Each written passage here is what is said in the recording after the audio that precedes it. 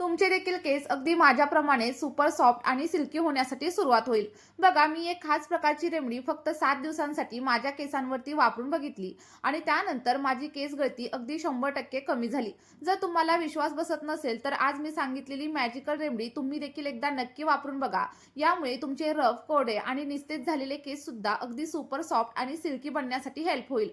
त्यासोबतच केसांची लांबी अनेक वर्षांपासून एकाच जागेवरती थांबलेली असेल तर ती देखील झपाट्याने होण्यासाठी आता सुरुवात होणार आहे. आणि बघा, जर तुम्हाला टक्कल पडल्याची वगैरे समस्या असेल तर त्या जागेवरती देखील नवीन केस उगवायला आपली आजची ही रेमेडी तुम्हाला मदत करेल. आणि आजकाल बऱ्याच लोकांना प्री मॅच्युअर ग्रे हेअरची समस्या देखील खूप जास्त प्रमाणात जाणवते आणि ही समस्या कमी करण्यासाठी देखील आपली आजची ही रेमेडी तुम्हाला खूप जास्त प्रमाणात मदत करणार आहे. त्यामुळे जास्त वेळ न घालवता आपल्या आजच्या या रेमेडीला आपण सुरुवात करूया. पण त्या अगोदर तुम्ही आपला हा व्हिडिओ नक्की कोणत्या गावामधून किंवा मग कोणत्या शहरामधून पाहताय कमेंटमध्ये सांगायला अजिबात विसरू नका. बघा, रेमेडी बनवण्यासाठी सगळ्यात पहिल्यांदा आपल्याला इथं कोरफडीचा वापर करायचा आहे. आणि बघा, जेवढं शक्य होईल तेवढा नॅचरल कोरफडीचा वापर तुम्हाला करायचा आहे, कारण यामध्ये कुठल्याही प्रकारचं केमिकल वगैरे अजिबात नसतं. आणि कोरफडीचे आपल्या केसांसाठी खूप सारे फायदे देखील असतात आणि ही गोष्ट तर तुम्हाला माहीतच असेल. आणि जर तुम्हाला माहीत नसेल तर तुम्ही गुगलवरती देखील एकदा नक्कीच सर्च करू शकता. कोरफडीमध्ये खूप जास्त प्रमाणात पाणी असतं आणि त्यामुळे हीच कोरफड आपल्या केसांना हायड्रेट ठेवण्यासाठी मदत करते. त्यानंतर बघा, दुसरा आणि महत्त्वाचा असा घटक आपण इथं घेणार आहोत आणि तो म्हणजे कढीपत्ता. आता कढीपत्ता तुम्हाला इझिली कुठेही मिळून जाईल आणि हाच कढीपत्ता आपल्या केसांसाठी एखाद्या वरदानासारखं काम करतो. बघा, तुम्ही कढीपत्त्याचा अनेक वेगवेगळ्या प्रकारे तुमच्या केसांवरती नक्कीच वापर करू शकता.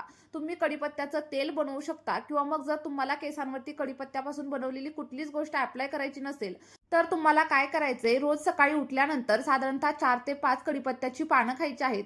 आणि जर कढीपत्त्याची पानं चावून खायला तुम्हाला आवडत नसेल तर कढीपत्त्याची चटणी बनवा आणि त्याचा समावेश तुम्ही तुमच्या आहारामध्ये नक्कीच करू शकता.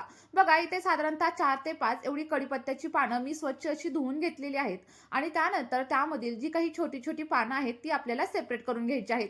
बघा, लक्षात ठेवा, कढीपत्ता हा आपल्या केसांसाठी एक सुपरफूड मानला जातो, कारण यामध्ये बीटा कॅरोटीन नावाचा घटक खूप जास्त प्रमाणात आढळतो. आणि तुम्ही आजकाल पाहत असाल, प्री मॅच्युअर ग्रे हेअरची समस्या बऱ्याच लोकांना जाणवत असते आणि त्या लोकांनी तुमच्या आहारामध्ये आणि सोबतच तुमच्या केसांसाठी जेवढ्या जास्त प्रमाणावरती कढीपत्त्याचा वापर करता येईल तेवढा करायला हवा.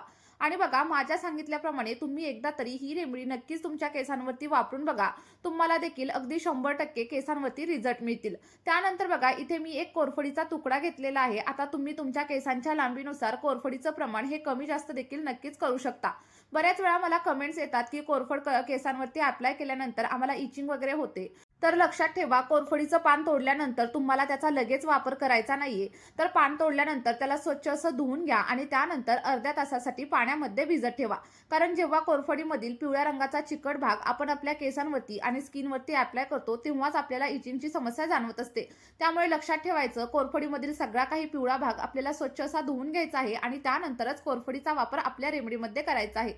तुम्ही इथं बघू शकता, साधारणतः मूठभर एवढी कढीपत्त्याची पानं आणि एक कोरफडीचं पान मी छोट्या छोट्या पीसेसमध्ये व्यवस्थित कट करून घेतले.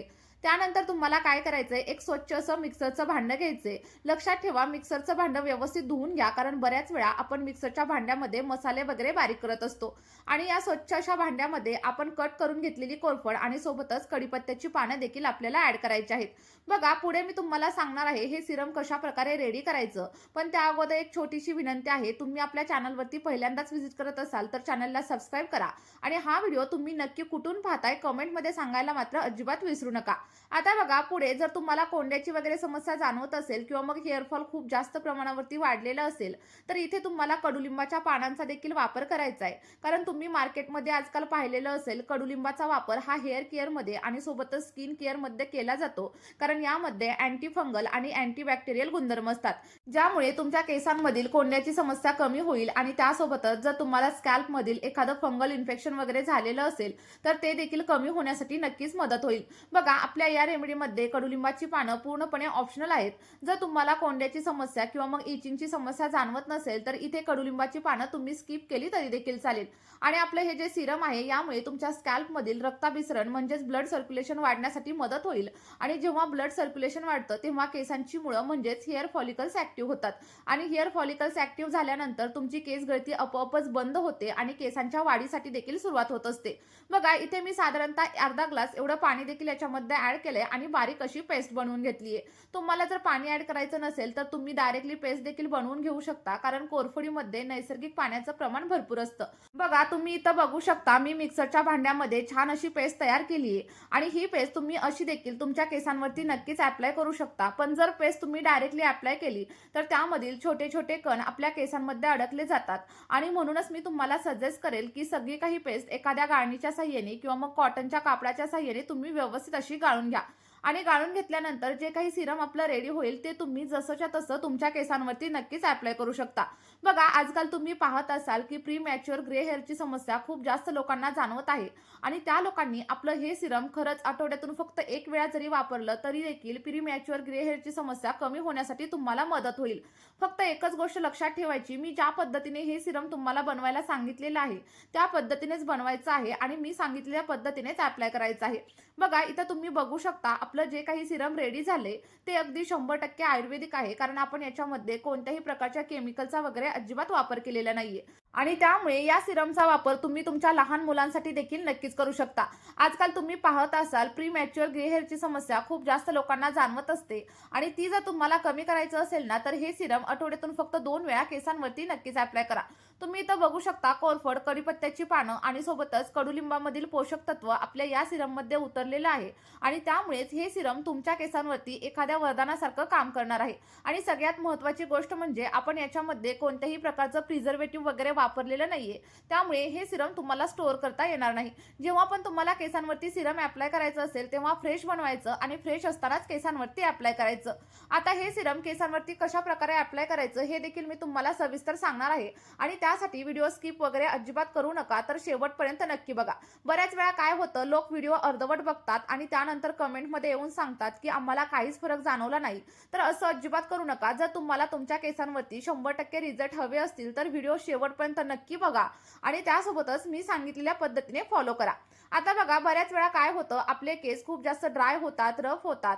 तर अशा वेळी तुम्हाला काय करायचंय, ज्या तेलामध्ये व्हिटॅमिन ई चा वापर केलेला असेल तेच तेल या सिरम मध्ये ऍड करायचे. इथे तुम्ही बघू शकता, आल्मंड ऑइल म्हणजेच बदामाचा तेलाचा वापर मी केलेला आहे आणि जर तुमच्याकडे बदामाचं तेल अवेलेबल नसेल तर मला कमेंट करून सांगा, मी त्याऐवजी कोणत्या तेलाचा वापर करायचा हे तुम्हाला नक्कीच सजेस्ट करेल. इथे साधारणतः 1 चमचा एवढं बदामाचं तेल मी याच्यामध्ये ऍड केलेलं आहे आणि तेल ऍड केल्याच्या नंतर अगदी अर्धा मिनिटांसाठी किंवा मग 1 मिनिटांसाठी तुम्हाला सिरम व्यवस्थित असं मिक्स करून घ्यायचंय. आता मिक्स झाल्याच्या नंतर एखाद्या कॉटन बॉलच्या साहाय्याने किंवा मग एखाद्या ड्रॉपरच्या साहाय्याने हे सगळं काही सिरम पहिल्यांदा तुम्हाला तुमच्या स्कॅल्पवरती अप्लाय करायचे.